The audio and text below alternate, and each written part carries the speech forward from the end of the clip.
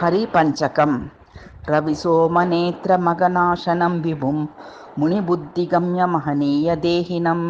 कमलादिशायि रमणीयवक्षसं सततं नतोऽस्मि हरिमेकमव्ययं शङ्खचक्रनलिनं गदाधरं धवलाशुकीर्तिमतिदं महोजसं सुरजीवनाथमखिलाभयप्रदं सततं नतोऽस्मि हरिमेकमव्यं गुणगम्यं मुग्रमपरं स्वयंभुवं समकामलोभमधुदुर्गणात्मकं कलिकालरक्षणनिमित्तिकारणं सततं नतोऽस्मि हरिमेकमव्ययं जशकूर्मसिंहं किरिकायधारिणं कमलासुरम्य नयनोत्सवं प्रभुम् अतिनीलकेशगगनाप्तविग्रहं सततं नमोऽस्मि हरिमेकमव्यं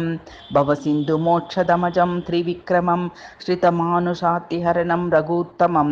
सुरमुख्यचित्तनिलयं सनातनं सततं नतोऽस्मि हरिमेकमव्ययम्।